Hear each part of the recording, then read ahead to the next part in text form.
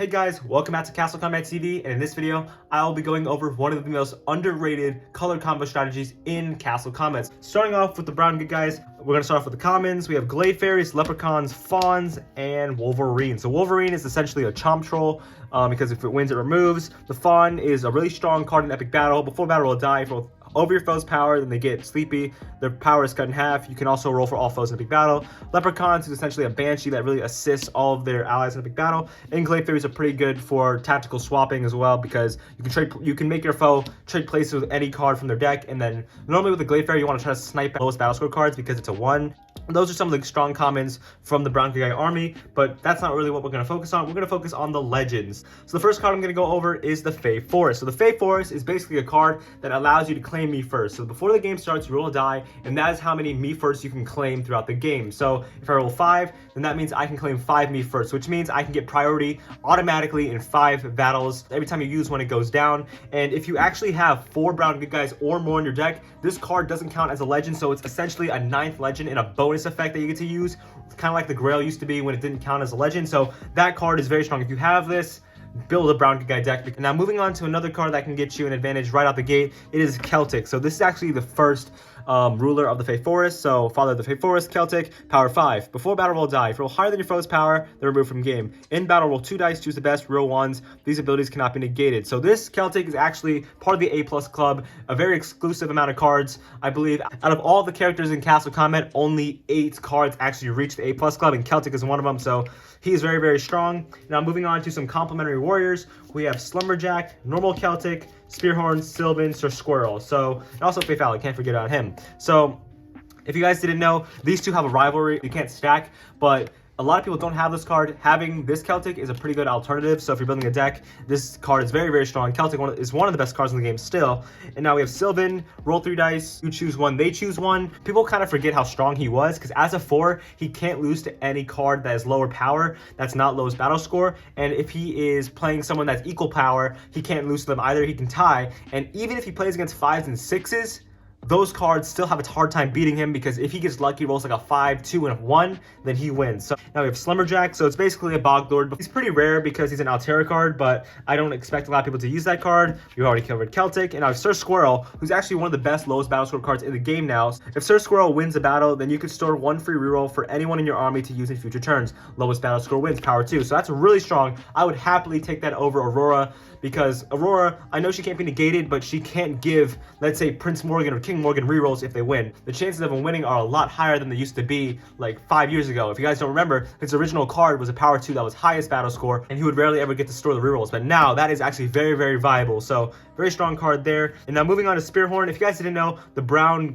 good guys, or the color of brown, kind of had a civil war. Lore and Celtic, they fought against each other, and Celtic won. So all of Lore's followers and all of the brown bad guys turned good. So Spearhorn is actually one of those examples. So before battle, roll 2 dice. If you roll 6, then you auto win the battle. If you roll double 6s, then remove your foe from game and their top card. Spearhorn must reroll 1. So he's basically a before battle King Crimson. And I'm moving on to a card that's actually really good, especially when I'm going to introduce the other 2 cards. It's Faith Fallow. If Faith Fallow is defeated, both foe and Faith Fallow are removed from game, and you can bring back 1 brown good guy from dungeon to bomb the deck. So there isn't much healing for the brown good guys, so when you're building a deck, try to incorporate Andromeda. So Faith Fallow, really, really strong card there. And I'm moving on to 2 of the brand new cards from the new set. So we have Whiskers. I covered in my last video. Before battle, roll die. If you roll lower than your foe's power, then they are power 1. You can reroll 1s during battle. That is broken, so I feel like that's going to get nerfed eventually. I think it's going to be changed to higher, but lower is just stupid strong, because if your opponent's Romulus and he's power 5, you basically have a 66% chance of bringing him down to a power 1. And not only that, Whiskers can reroll 1, so he's essentially a 3 or a minimum 4. So that is something that is ridiculously broken, and if you guys want to try to win quick with the brown good guys, that is how you're going to do it. And now moving on to Chesh, he is the card that will glue this entire deck together, because he can basically trade places with any brown good guy from deck. So let's say I put Chesh against Romulus, then I switch to Faith Fallow, and it's a win-win. If Faith Fallow wins, Romulus goes to dungeon, and if Faith Fallow loses, Faith Fallow and Romulus get removed from game, and I get an additional heal too. So that is very, very strong. And just in case Chesh is your last card, then you can actually bring back a brown good guy. And if you bring back Celtic and have like 4 me first, like still left with your Fey Forest, you have a good shot at winning the game. So the biggest weakness about the brown good guys, they're very strong now. So the biggest weakness that they have is epic battles. There's not a single one here that calls a universal epic battle. In order to make them strong, you need to combo them with a color that calls a lot of epic battles, and the color that calls the most epic battles are the yellow good guys. So you have Romulus, Samurai Matt, Silverbolt, Trajan, Queen Anna. Those are 5 cards that call epic battle, and with that you have Aeolus and Centurions and Lions. So this is actually one of the strongest color combinations that you can actually build. Very underrated and also very affordable. So Trajan, he's in the base set now. He can switch any allies in epic battle with any card from your deck. And not only that, Aeolus is one of the most slept on cards in Castle Combat right now. Before battle, roll a die. On a 2 or higher, Aeolus can copy the ability or power of 1 card in epic battle, but if he rolls a 1, he auto loses the battle. So if you are a creative deck builder, you can build a lot of strong combinations. So to give you an example, so if you had, let's say, Romulus, Queen Anna, and Aeolus in the epic battle, Aeolus, if he copies Romulus's ability is to add 1 power to all allies in epic battle with 5 or less power, and they can roll once per round. So Queen Anna, who is +3 versus legendary foes, and is actually got a +1 power buff because I just wanted to give her a buff. She is a 7 +1, which is 8 +1 9. She's a power 9 that gets 2 rerolls per round.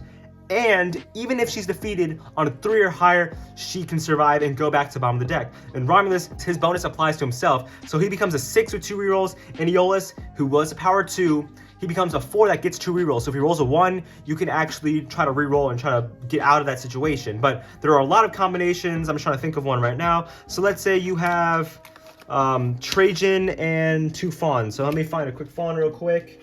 If I can find one, I might have one lying around. I do. So let's say you have Trajan, fawn, and fawn like this, right? And these fawns, if you guys didn't remember, you roll equal or higher than your foe's power, they're cut in half. And since you have 2 of them, you can roll once and twice. And then after that, you can go to Trajan's ability and switch both cards out. So switch these 2 guys out, and then you can grab Aeolus.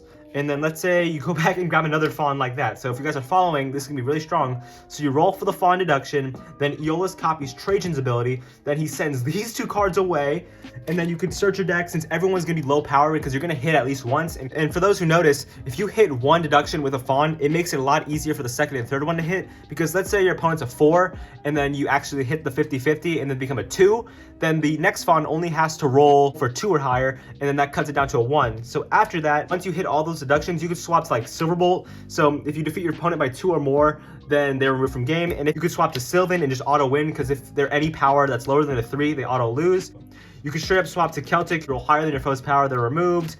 And keep in mind, it's not just restricted to your allies. You could copy one of your foes. So if your foe brings out Romulus and you want to take his ability, you can. And you can also do power. So if you have Crazy 8 on your side, or your opponent has Crazy 8, you could take Crazy 8's power number. But remember, you're not taking the ability, so you can actually roll as a power 8, which is really strong. So, and if you guys haven't noticed, this deck is actually pretty affordable because a lot of these cards are in the base set. Yes, you might have to splurge for a couple trades, like getting this Celtic and the Fate Forest.